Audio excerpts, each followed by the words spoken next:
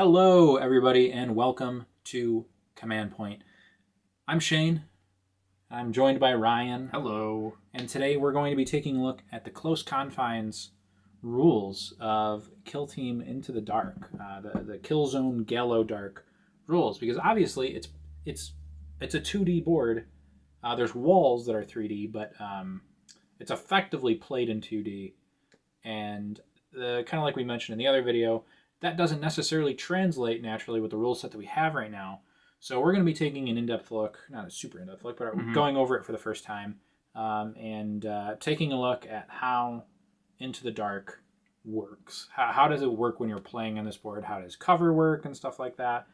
How different is it? And I'm excited to get into this, and we're going to be bouncing back and forth between showing us and then showing images of the pages here for you guys to look at. And I guess let's start. So for starters, they clarify that there are no vantage points in the kill zone. There's walls and hatchways. Operatives must move carefully, battle over key fire lanes, and time their forward pushes appropriately. So, okay, the first thing it talks about is a wall. Have you ever heard of walls? No, explain the concept of a wall to me, Shane. Okay. So walls. Did you know that all parts of a wall terrain feature have the heavy and wall traits? I didn't know that, but now I do. Some walls include a hatchway, which is a separate terrain feature explained in a later page. We'll get to that. Okay, so things to know about walls. Operatives cannot move over or through wall terrain regardless of any other rules other than as a result of the accessible trait, which I feel like has something to do with the hatchways. We'll get there. Mm-hmm. Visibility lines cannot be drawn over or through wall terrain. An operative is never a valid target of every cover line drawn to it crosses wall terrain. So, okay, if your model's base is entirely behind a wall, you can't shoot that model. Yep. I feel like that's just there just in case a model's taller than the physical wall. That's I could see the what do you call them? The Gellerpox infected. Some of those hulks, the big ones, yeah. Range cannot be measured over or through wall terrain. That's interesting. And it kind of says, it shows below in the range example there. You have to measure around it, kind of like an old arena. Yeah. And then in order for wall terrain to provide cover or be obscuring, a cover line must cross a corner or end of that terrain feature. And as shown in the diagrams on the other page. So they give the range example. I think that's pretty cut and dry, easy to understand. You have to measure all the way around. And then there's the cover examples. So, do you want to take this? Yeah, sure. So in this example here that they're showing, and I'll have a picture up for this, it says, a cover line does not cross a corner or end of the wall, therefore the Crute Warrior is not in cover. Note that minor parts of the wall that protrude do not make a corner or end alone, and it must be the main structure of the wall that turns a corner or ends as shown in the diagrams below. Okay, so like that's interesting. So like the little jutting parts. Yeah, even though there's a little jutting part, it does not affect the. Do you remember in Arena last edition how they had the little divots? Yeah. Yeah, and people would always argue about whether those gave cover, Mm-hmm. and I guess in this edition that they've made it quite clear. So cover line crosses a corner of the wall, therefore the Crute Warrior is in cover. So yeah, so the orange line is crossing because that's a corner that turns or ends, I guess. Yeah. So the Crute is in cover there, and then here we have a cover line does not cross a corner of the wall as the Navis Gunner has passed the corner of the wall. Therefore the Crute Warrior is not in cover. Note that if the Navis Gunner was wholly on the left side of the orange line, the Crute Warrior would be in cover. So yeah, I mean that makes sense, because then it's just like if he was over on this side of the line there, then it would essentially just be like this diagram that's shown directly above. So that makes sense. Okay, I mean that makes it a lot simpler, I think. Yeah. I think does this feel simpler to you? I think it will. I think I'm almost like trained at this point to expect it to be kind of convoluted. Yeah. Because that's how the rules have been so far for LOS. But this makes sense to me as I look at it, so that's good. A cover line crosses at the end of the wall, therefore the Crute Warrior is in cover. Yeah, because you draw from that that's point an of the end. base to the other base, and that crosses the end there. And then a cover line crosses an end of the wall. Note that the open hatchway does not have the wall trait. The Crew Warrior is more than circle from the point at which the cover line crosses the wall, therefore the Crew Warrior is obscured. So he's more than 2 from the open hatchway. Mm-hmm. So he can still... No, he cannot be shot because he's obscured. Because he's more than 2 from the point at which the cover line... Oh, because, again, the walls are heavy terrain. So the open hatchway in that instance is basically might as well be treated as being closed. Kind of, yeah. Because I think, well, because I guess there's the part of it that is kind of crossing the wall itself. Yeah. And because the walls are heavy, the obscuring rule still works the same. Exactly. There's more than 2 from it. Mm-hmm. I'm kind of like, I keep looking at the third picture and the fourth picture. Mm-hmm. I'm trying to make sense of that. Cover line crosses an end of the wall, even though he's past the corner. I mean, he's past the corner here, so therefore... Yeah, he's past the corner here, he's past the end there, but one of the lines crosses the wall. In this instance, he's a little bit past the wall as well. But from this point, he can see the entirety of the model, whereas from this point, he cannot see the entirety of the model, right? I guess, yeah. Okay. So we've also got the hatchways here. So a hatchway terrain feature has 2 statuses, closed and open. So the hatchways are actually pretty cool because the doors do physically open and close. I was going to ask about that. Is my understanding. Yeah, an access point and a hatch. In their traits depend upon the hatchway's status.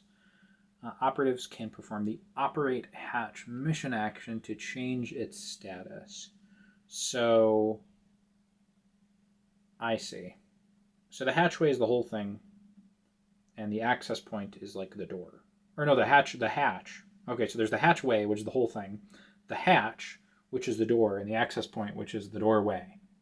We've got lots of words for these basic. There's a lot of, yeah. So if it begins closed, it begins the battle closed. While a hatchway is closed, its hatch must be fully within its access point, so you have to keep the door in the doorway. All parts of it have the heavy and wall traits. The operate hatch action costs an AP, and you have to do it within 1 inch of the doorway. I'm not going to say access point. I'm going to say doorway. I feel like that's simpler. Okay. I feel like I'm less likely to forget what these words mean if I'm using my basic caveman terms. You can open or close the door. An operative cannot perform this action while within engagement range of an enemy operative. Makes sense. Or if the hatchway is open and an enemy operative is within 1 inch of the doorway. So that's pretty interesting. So you can kind of like keep a door open by standing within 1 inch of it. Or, keep it... Can you keep it closed? No, you can't keep it closed. Okay, because only if it's open and they're within 1 inch of it. So they can be on the other side and you can pop it open and shoot them. But if it's open, you can't close the door on them, which was the most annoying thing ever. That was the most annoying thing ever, yes. So an operative can perform this action during a dash or normal move action, and any remaining increments of the movement can be used after it does so.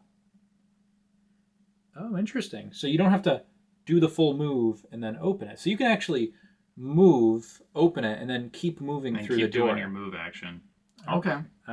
That's good. I like that a lot. Anything that gives like me as a player more like freedom of movement, I'm a fan of. Note, however, that opening a hatchway can cause the operative to be within engagement range of an enemy operative, in which case that dash or normal move action would immediately end. Yeah, makes sense. So basically you can move and open the door and be in engagement range. You can't open the door with a charge. Yes. So there's no way to like get in combat and fight something on the other side unless you have 3 APL. Because it's going to cost 1 to do the move, 1 to open it.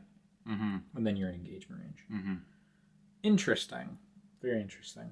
And then there's a little designer's note down here. If a hatchway status is changed, my bad, guys. If the whole wall piece with the door status is changed, an operative placement would prevent the hatch from fully opening or closing, temporarily remove the necessary operatives from the kill zone, fully open or close the hatch as appropriate, then return the operatives to the kill zone as close as possible to their original location. Yeah, so if you have a model like on the opposite side of a door, and that door swings open, Move the it's models. telling you to move your models, then open the door, then put the models back. Yeah. And then it says if they're within engagement range before you do that, make sure they're still within engagement range when you put them back. So while a hatchway is open, its hatch must be fully open. So the door has to be fully open. The doorway has the accessible trait, which we'll read in a second, and then the hatch, the door, has the wall trait. So it's treated as a part of the wall. It's heavy. Okay, so accessible means an operative can move through the walls up to 1 inch adjacent to this access point as if they were not there, so long as at least part of its base would move through this doorway when it does so, as shown in the diagram's opposite. An operative cannot finish a move in or on an access point, aka doorway. As an operative must finish a move in a location it can be placed, it must finish the move wholly on one side or the other of the terrain feature. That makes sense. Yep. That's easy. And then we've got this other page here. What do we got here? So it's basically it's giving examples of accessible. I think, Ryan. Yeah. So in the first example, it says the Navis gunner's base is wider than the open hatchway's access point. It can move through the wall terrain up to a triangle either side of the open access point, so long as a part of its base moves through the open hatchway's access point. Okay. Another friendly operative is potentially impeding the Navis gunner. It can move through the wall terrain up to triangle to the right of the open hatchway's access point, so long as a part of its base moves through that access point and does not move through the impeding operative. So even though this guy is right here, it's kind of like they're half on, half off with the wall and the access point. This guy can still move through the access point, and it's fine. Makes sense. So, and God, I'm so happy that something like that is in the game. Otherwise, there would be all sorts of like cheese. I feel like. And there's no room for in this third picture. There's just no room for him to even squeeze through. Yeah. So he's not going. Yeah, he can't. There's too many models. Okay, so here we go. The Navis gunner wants to charge, but the crew warrior is impeding its move through the middle of the open hatchway. It can move through the wall terrain up to triangle to the left of the open hatchway's access point, so long as a part of its base moves through that access point and does not move through the crew warrior. So even though the crew warrior is essentially like almost like move blocking the doorway here, he can still go through it. You can still go through that access point and have like some freedom of movement there. Cool. So no less door blocking. Like there's still kind of door blocking, but it's harder to do. Yeah, you need like at least 2 models to be like wholly blocking. Yeah, and you can always open the door and then like charge something that's on the other side, presumably as long as the door is open. Yeah. So yeah, I mean it's not complete obnoxiousness. And then we've got all these kill zone rules like the pipes and stuff, which I think a lot of the matched play missions probably aren't going to use some of these like interesting. Are they kind of like environmental effects? Yes. Overhead pipe terrain features have the insignificant trait. Broken pipe features have the light traversables traits. That's kind of cool. And then we've got close quarters rules, which is kind of like part of the thing we were looking for. Hey, that's the whole thing, yeah. We've got actions that you can do in the close quarter, in the Gallo Dark Space Hulk. So for starters, we have the guard action, which is 1 action point. The operative goes on guard.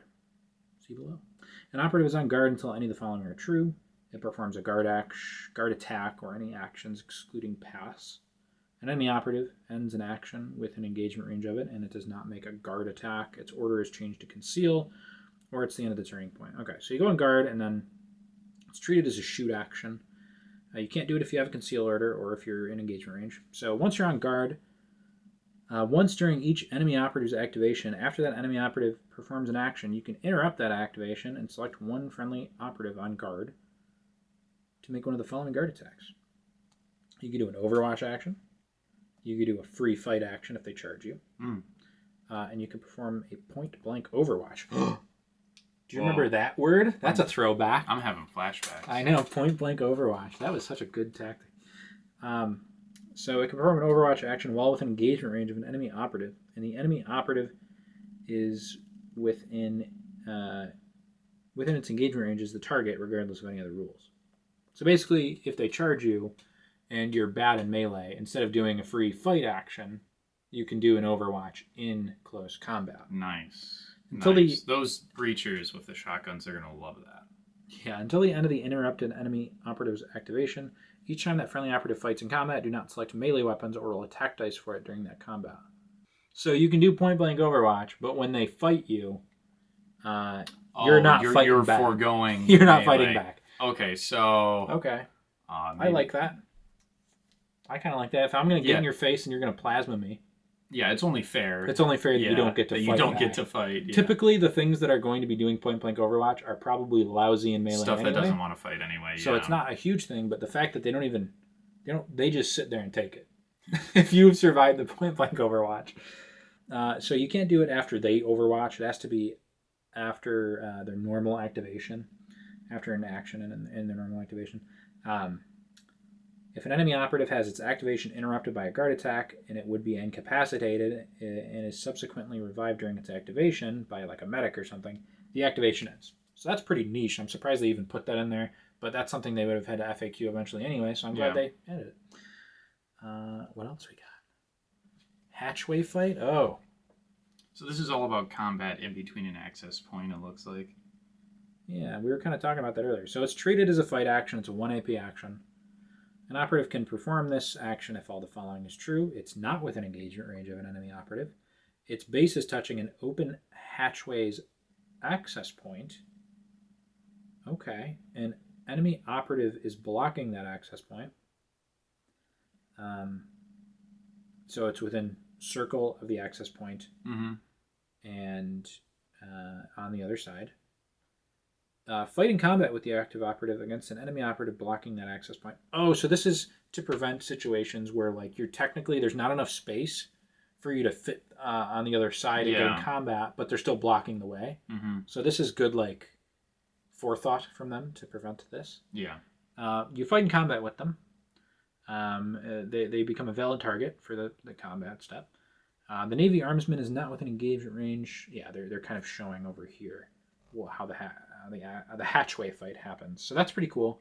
This is again, it's just like let's make sure that stuff doesn't get exploited.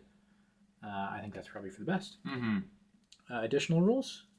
So basically, any weapon with the blast, splash, or torrent rules, game lethal 5. So okay. I'm starting to think I'm really happy that the grenade change happened now. Yes. Because there could have been some craziness with lethal 5 grenades.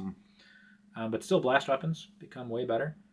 Each time a friendly operative makes a shooting attack with a weapon that has the indirect special rule, you must choose whether or not to use that rule.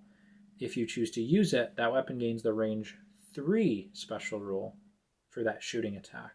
So basically that means you can still use indirect weapons, but they become 3-inch range.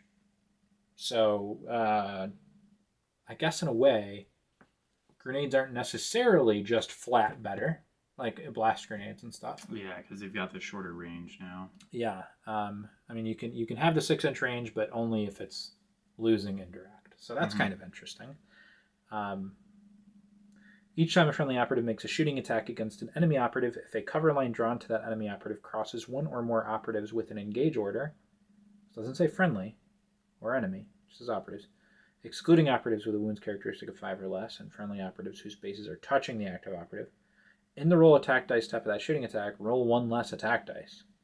Interesting. And in the diagram to the right, on the top right, there's a Kroot guy in the way, and he's trying to shoot the Kroot guy in the back, but one of the cover lines crosses that first Kroot guy, so the attack, which would have 4 dice, for instance, has 3 dice now. Mm-hmm. And then barricades, basically the close quarter rules means barricades are set up differently. So they have to be more than 6 inches from your opponent's drop zone, more than 2 inches from access points, thank God for that. Oh my God, yeah. More than 2 inches from other barricades. So this is an interesting thing because this, and not on a train feature unless it is insignificant, but that has not been a rule before, that third bullet, where they have to be more than 2 inches from other barricades, because before you'll see like barricade cheese, where people are like putting 2 barricades right next to each other, so if you want to go over both of them, you're traversing twice, and it's like... Pain. Yeah. Campaign. This is kind of a thing I wish they because just you put. could totally just like wall off an entire Yeah. corridor with 2 barricades. I'd But argue now that, you can't. yeah, So, I'd argue that that should be a rule in open as well, because there's still some pretty obnoxious like yeah, choke points that can get cut off with these for barricades. sure. Anyway, so tac ops. When using close quarters rules, the following tac ops are not in use: seize ground, hold the line, sabotage, vantage. If this would mean you cannot build a 6-card tac ops deck, i.e., you do not have any faction tac ops, you can select the number of cards needed to complete your deck from one of the other archetypes your kill team has access to. In matched play, if they do not have any other archetypes, you can select the needed cards from any one other archetype. Interesting. That is interesting. I feel like there might be some cheese there with I was a team gonna say the same thing. in order to like use those limitations. Yeah, I wonder if there's any abuse there. Somebody will find something. Somebody will find something. I don't know if it'll wind up being that great, but it's something. Yeah, so that's all the close confines rules. It has answered a lot of questions for us about how exactly these rules are going to be employed, and how the game's actually going to play in this kind of environment. It seems simple. Yes. I say that now. We'll have to get some play testing in. Yeah, we'll get some games in. Let you guys know what we think, and I'm sure we'll see some battle reports and bat raps all over the place for Kill Team Into the Dark very shortly in the coming weeks as this releases. So any final closing thoughts, Ryan? No, nothing really. Thank you guys for watching this video. Once again, thank you to Games Workshop for sending us this advanced review copy. If you guys like what we're doing, make sure to like, comment, and subscribe. Let us know what you guys think of this box set in the comments down below. Check out the Patreon if you're looking to support us in some other way. But yeah, thank you guys for watching, and we'll see you again in the next one.